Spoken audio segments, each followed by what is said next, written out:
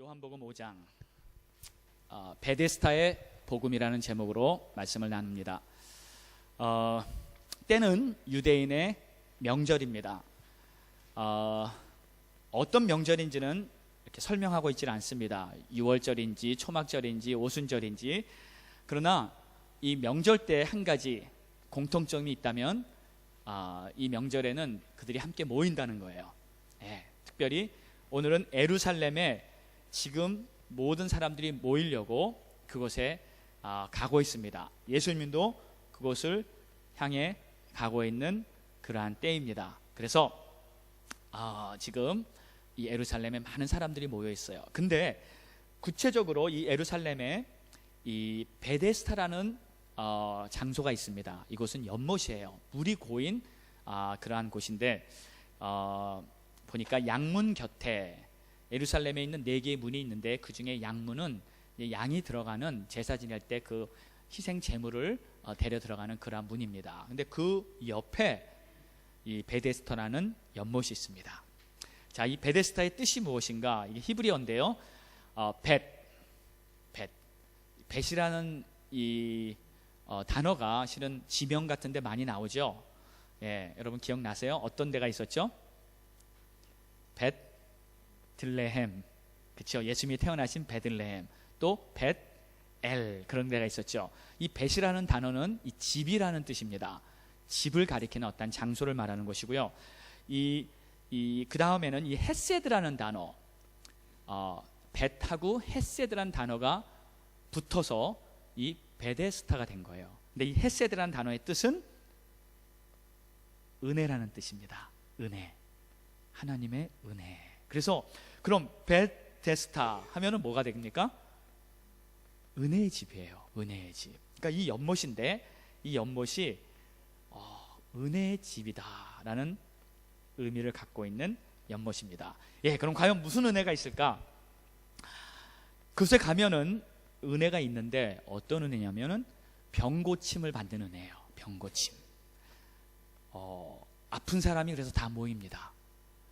근데 하나님의 천사가 그 연못에 내려와서 어떤 날 가끔씩 그 연못을 막 이렇게 휘저어요. 그러면 물이 막 소용돌이를 치듯이 물이 막 움직입니다. 그럼 그때 누군가가 그 연못에 쏙 들어가면 그 사람은 고침을 받는 거예요.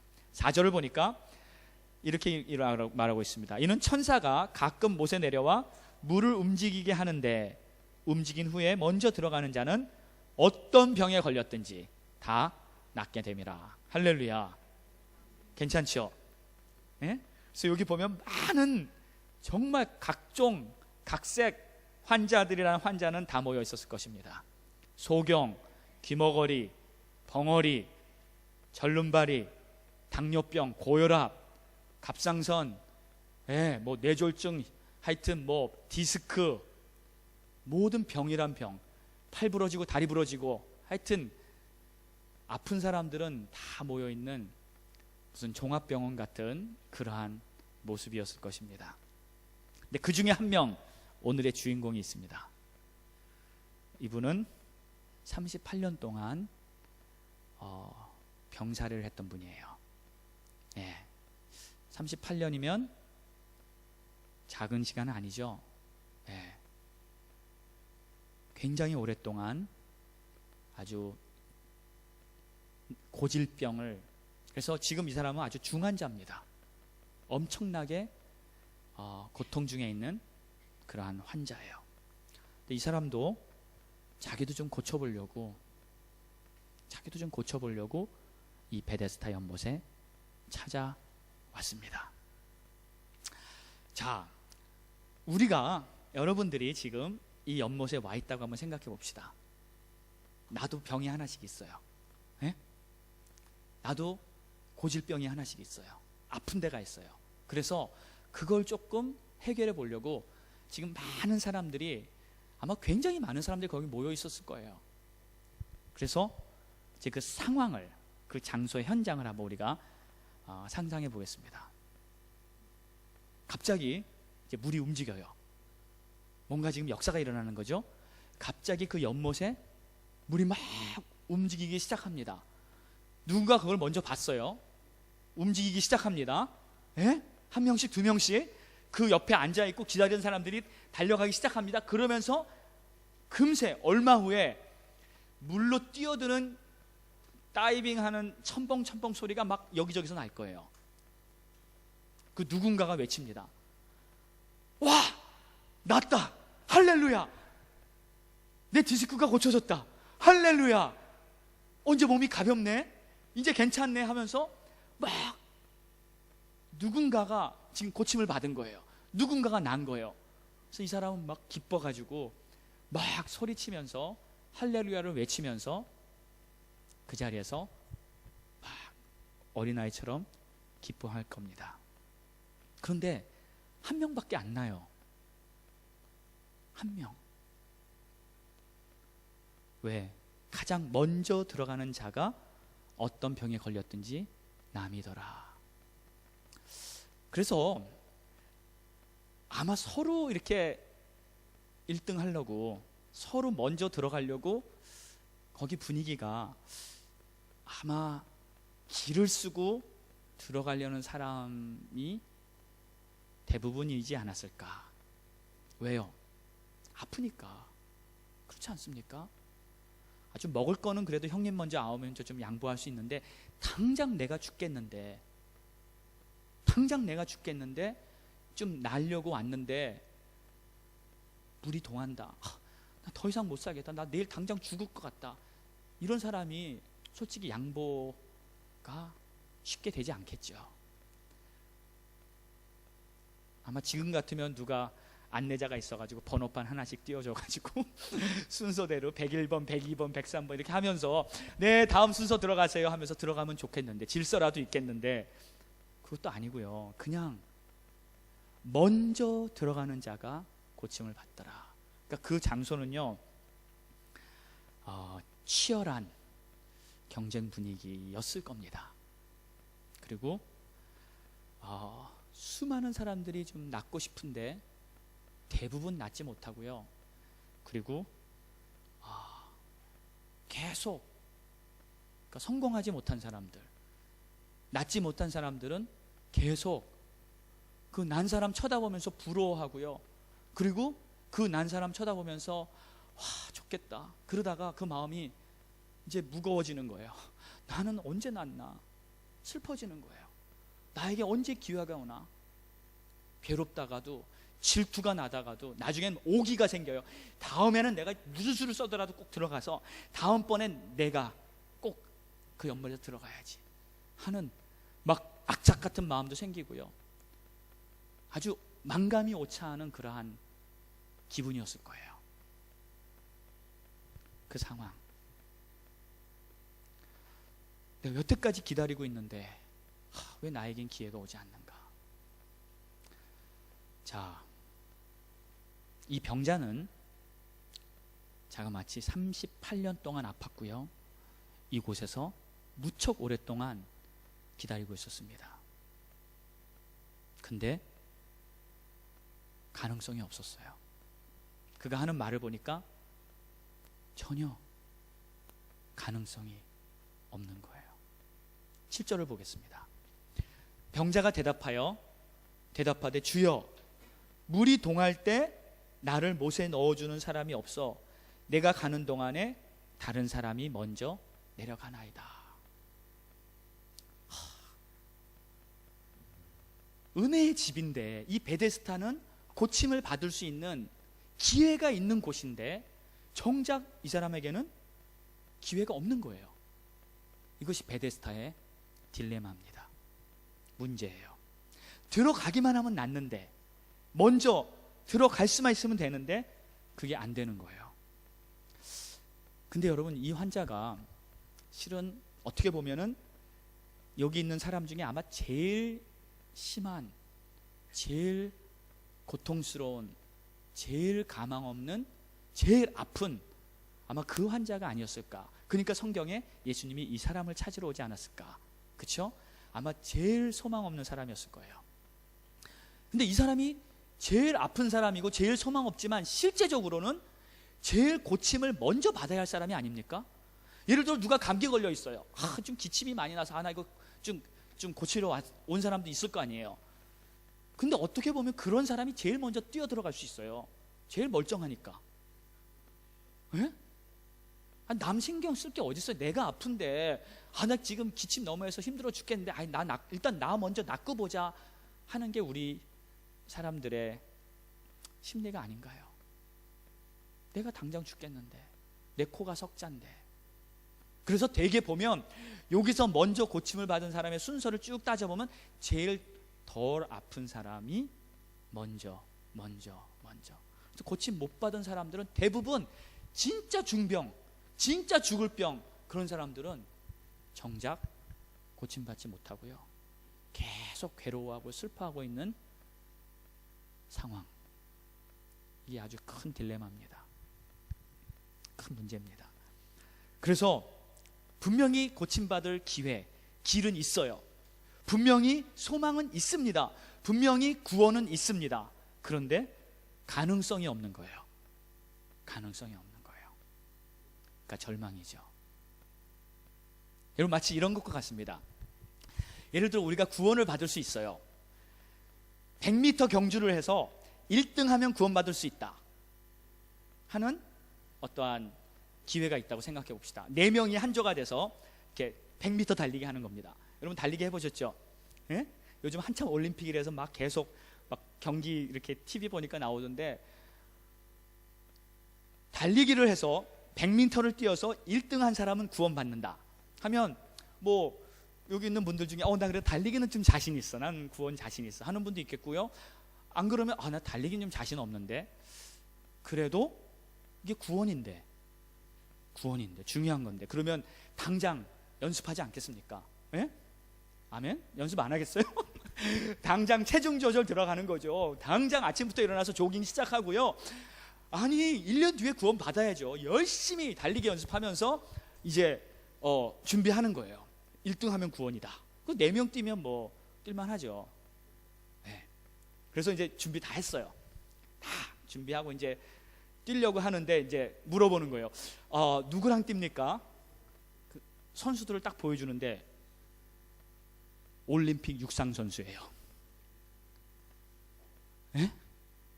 그 중에 칼 루이스도 있고 우사인 볼트도 있고 100m 9.58초에 세계 신기록 낸 이런 선수들이 쫙 있는 거예요. 그러면서 같이 뛰라는 거예요. 자, 그러면 이제 어떻습니까? 그러면 이제 한숨 나오는 거예요. 구원 없네. 나에게 구원이 없네. 끝이네. 아니 저 선수들이랑 뛰면서 내가 어떻게 1등을 하냐 말이에요.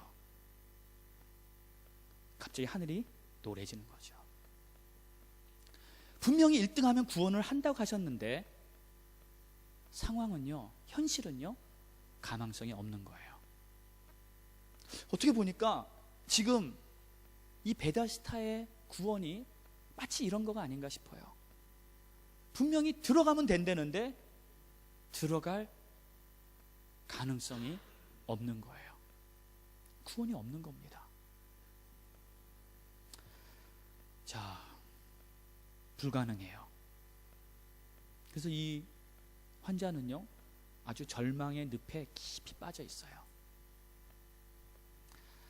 자, 이 내용을 보면서 하나님, 그러면 이것이 의미하는 바가, 우리에게 의미하는 영적인 뜻이 무엇입니까?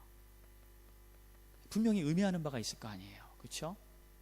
자, 이 내용은요, 율법 앞에 소망을 잃은 우리 인간의 무기력한 모습을 상징하는 것입니다. 네. 결국 이 베데스다가 율법이에요. 구약시대. 원래 율법은요, 하나님이 우리에게 주신 말씀입니다. 아멘. 율법은 좋은 겁니다. 분명히 축복의 기회입니다. 분명히 우리가 따라가야 할 길이고요, 진리고요, 우리를 의롭게 하는 도구입니다. 율법은 하나님이 우리에게 주시는 축복의 기회예요. 그런데 이렇게 율법을 깊이 들여다보고요, 율법을 정말 따라하려면 여러분 소망이 없다는 것 아십니까? 소망이 없어요. 마치 지금 베데스다 연못가에서 고침받으려는 그 기회를 찾고 있는 이 환자처럼 소망이 없는 거예요. 그래서 여러분, 율법으로 구원받는 게 아니라 하나님의 은혜로 구원받는다는 것을 믿으시기 바랍니다. 자, 그런데 이 베데스다에 지금 기쁜 소식이 있는 거예요. 할렐루야. 기쁜 소식. 그 기쁜 소식이 뭡니까? 예수님이 거기 오셨다는 거예요. 예수님이 이 환자를 만나셨다는 거예요. 이것이 은혜입니다. 그래서 오늘 말씀은요, 진짜 베데스다가 말로만 은혜의 집이 아니라, 뜻만 은혜의 집이 아니라 실제로 은혜의 집이 되는 그 패러다임 시프트, 그 변화가 일어나는 그 순간이에요. 그래서 베데스다가 진짜 은혜의 집이 되는 그 시간입니다. 할렐루야. 그래서 율법 시대에서 은혜의 시대로 바뀝니다. 율법 시대에서 복음 시대로 바뀝니다. 이것이 예수님이 이것을 찾아옴으로 말미암아 열린 새 시대예요. 자, 그래서 지금 이 베데스다의 복음은요, 엄청나게 놀라운 그런 메시지를 우리에게 주고 있어요. 우리 모두에게. 그래서 이 말씀을 통해서 우리가 다시 한번 무엇이 은혜인가? 뭐가 은혜입니까? 네, 은혜란 소리 많이 들어봤어요. 근데 정리가 되어 있는가요? 무엇이 은혜? 한마디로 무엇이 은혜인가? 네, 오늘 말씀을 비추어 보면은 한마디로 분명히 표현할 수 있어요. 은혜라는 것은 주님이 나를 찾아오셔서 구원해 주신다. 이것이 은혜입니다. 아멘. 주님이 나를 찾아오신다는 거예요. 그러니까 내가 찾아간 것도 아니고요, 내가 뭘 한 것도 아니고요, 그냥 나는 소망이 없는데, 나는 절망 가운데인데 예수님이 나를 찾아오셔서 나에게 문제를 해결해 주셨다는 거, 이것이 바로 은혜예요. 자, 그래서 이 구약은요, 율법은요, 행위로 구원받는 것입니다. 행위예요. 율법은 내가 뭘 해야 돼요. 못하면 안 됩니다. 1등 해야 됩니다. 네, 누구랑 뛰든지 내가 1등을 해야 구원이 임하는 거예요. 자, 이 율법은 내가 연못에 들어갔기 때문에 구원을 받는 거예요. 1등으로 들어가야 돼요. 근데 내가 한 게 없잖아요. 1등 못 하잖아요. 그러면 율법에서는 구원이 없어요. 안 됩니다. 그러나 은혜는요, 내가 한 게 없는데 주님이 찾아오셔서 나를 건져주시는 거예요. 그냥 주님이 해주시는 거예요. 그냥. 그래서 율법적인 신앙은 일단 행위 중심입니다. 네, 해야 돼요. 내가 얼만큼 잘했느냐에 따라서 내가 의로운 거고요, 내가 얼만큼 잘했느냐에 따라서 내가 하나님께 인정받는 사람이에요. 좀 잘 못하잖아요. 그러면 땡이에요. 찍 긋는 거예요. 잘 못하면 끝이에요. 하나님 앞에서, 거룩하시고 완벽하신 하나님 앞에서 흠이 있으면 안 되는 거예요. 그게 율법입니다. 그리고 내가 한 행위가 결과를 만들어요. 네, 어떻게 했느냐, 그거에 따라서 나의 결과가 나타납니다. 그 연못에 들어가야 돼요. 다른 방법 없어요. 이건 율법이에요. 그런데 이 율법은요, 뭔가 될 것 같을 때 결국 안 되는 것을 말하고 있습니다. 그러니까 소망이 있는 것 같은데 절망이고, 기회가 있는 것 같은데 안 되는 것, 불가능한 것, 이것이 결국 율법의 딜레마예요. 여러분, 만약에 율법으로 우리가 구원받을 수 있다면요, 한 사람이라도 율법으로 구원받는 사람이 있을 수 있다면 예수님은 이 땅에 오실 필요가 없었어요. 그거 아시죠? 왜 예수님이 오셔서 죽으셔야 하냐고요? 구원받을 길이 있다면, 가능성이 있다면 예수님은 이 땅에 안 오셨을 겁니다. 잘해봐, 좀만 더 해, 좀 더 준비하고 좀 더 열심히 하고 좀 더 뛰어봐, 1등 할 수 있어. 그렇다면 예수님 안 오셔도 되죠. 근데 율법에는 구원이 없습니다. 율법을 주신 목적이 분명해요. 그것은 우리가 얼마나 죄인인가를 깨닫게 하기 위해서 하나님 우리에게 율법을 주신 거예요. 자, 로마서 3장. 율법의 행위로 그 앞에 의롭다 하심을 얻을 육체가 없나니 율법으로는 죄를 깨달음이라. 율법으로는 내가 죄인임을 깨닫는 거예요. 그거를 했으면 됐습니다. 아멘. 여러분, 죄인임을 인정하십니까? 누가 뭐래도, 아무리 깨끗하게 살았고요, 아무리 의롭게 살았더라도 여러분 죄인입니다. 여러분 죄인이에요. 한 사람도, 이 세상에 단 한 명도 스스로 모든 것을 다 지키고 의롭다고 말할 사람이 없다고요. 모든 사람이 죄를 범하였음에 하나님의 영광에 이르지 못하나니. 모든 사람이요. 그래서 여러분, 내가 죄인임을 인정한 만큼 하나님의 은혜가 크게 느껴진다는 거 기억하십시오. 난 정말 몹쓸 사람이다. 난 정말 죄인 중에 괴수다. 그렇게 잘했던 사도 바울도 자기는 괴수라고 말합니다. 왜요? 그가 여러분보다 죄를 더 많이 져서요? 아닙니다. 그건 아니에요. 깨닫고 보니까 내가 죄인이구나요. 괴수구나요. 깨닫고 보니까, 율법을 깨닫고 보니까 내가 죄인이구나요. 그러니까 여러분, 아직도 나 그렇게 죄진 것 같지 않은데 하면서 조금 자기의가 남아있는 분들은 문제가 뭐냐면 자기의가 아직 살아있는 거예요. 여러분, 그게 더 큰 죄라는 거 인정하시기 바랍니다. 그게 더 큰 죄예요. 아직도 나는 그래도 조금 내놓을 만한 게 있는데 하고 생각하면 그것이 더 큰 죄예요. 자, 율법의 해석입니다. 로마서 7장을 보면 이렇게 나왔어요. 내 속 곧 내 육신에 선한 것이 거하지 않은 줄을 아노니 원함은 내게 있으나 선을 행하는 것은 없노라. 내가 원하는 바 선은 하지 아니하고 도리어 원치 아니하는 악은 행하도다. 사도 바울의 솔직한 고백이에요. 야, 가만 보니까 내 안에 선한 게 하나도 없네. 예수 빼고, 하나님이 주신 은혜 빼고는 다 악이에요. 여러분, 이게 우리의 현 주소입니다.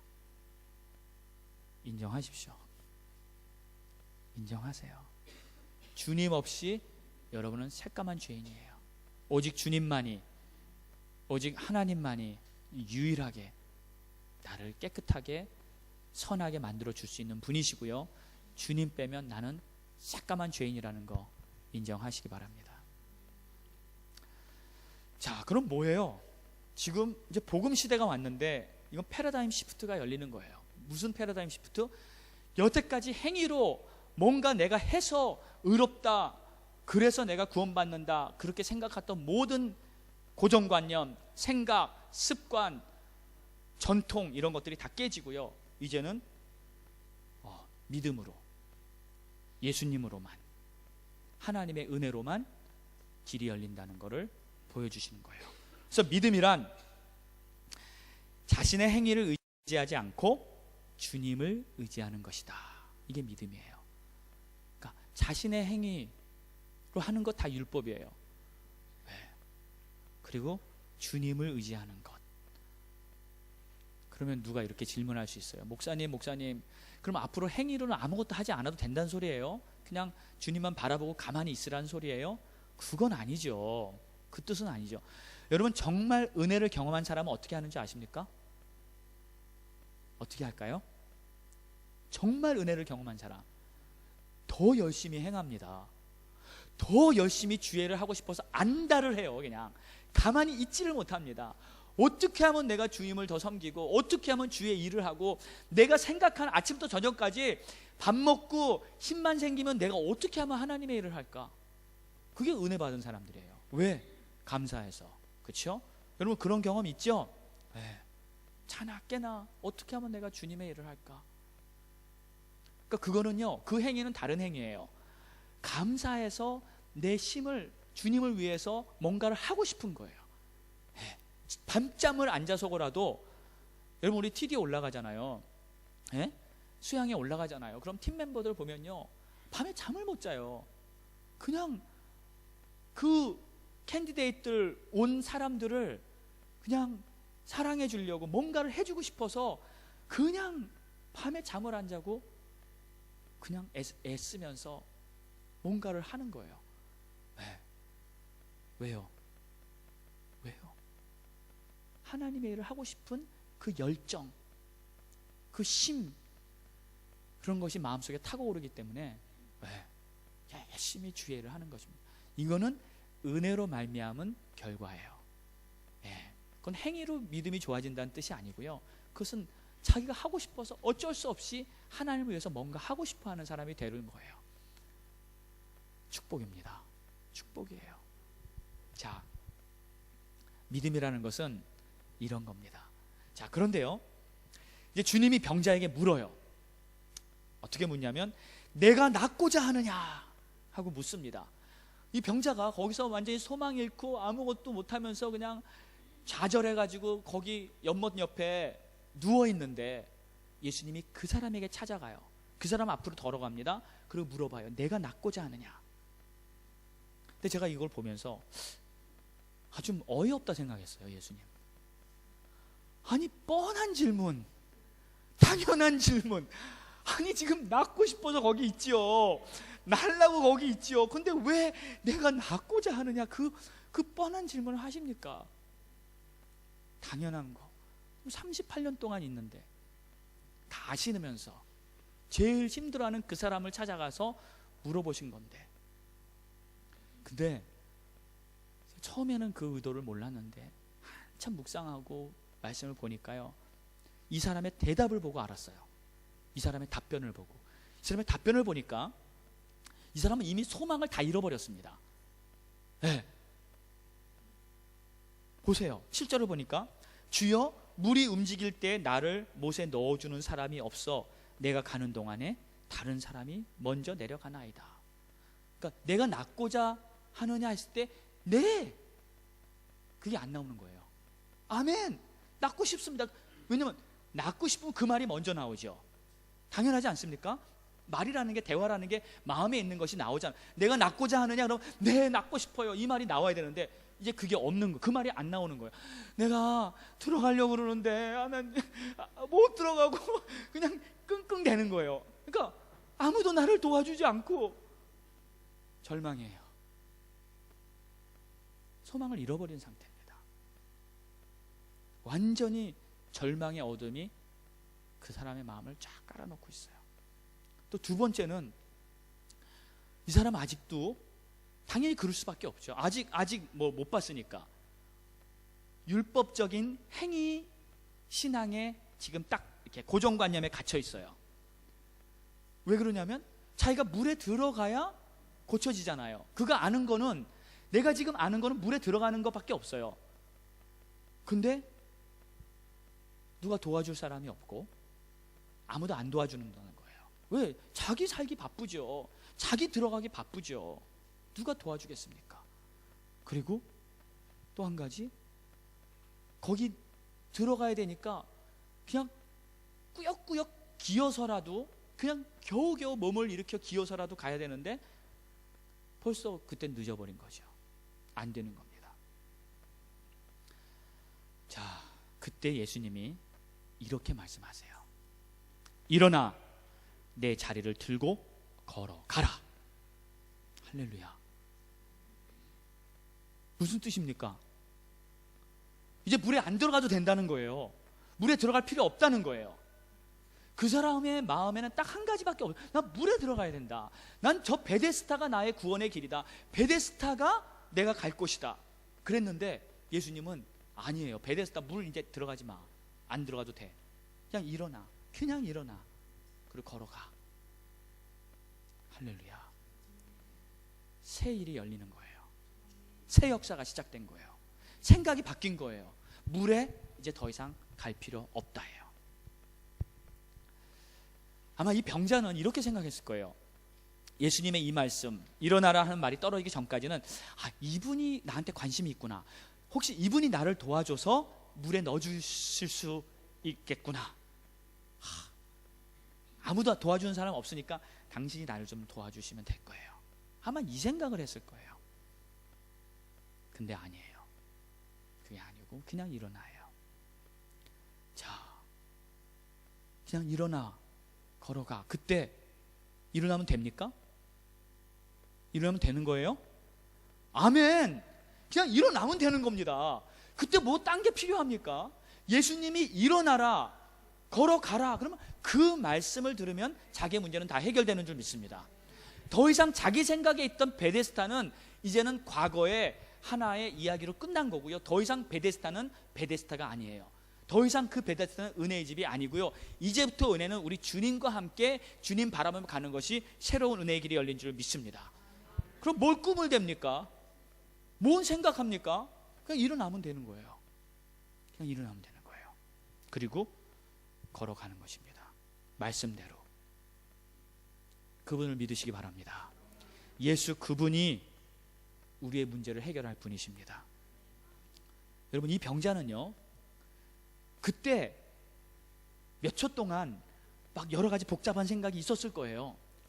저 물, 내 여태까지 바라봤던 저 베데스다. 근데 딱 결단을 합니다. 아, 예수님 말씀을 들어야겠다.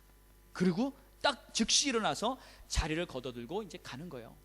다 나서 그 말씀을 순종하고 즉시 고침을 받고 할렐루야 외치면서 나가는 줄 믿습니다. 자, 뭘 말하고 있습니까? 예수님을 만나면 문제 해결되는 거예요.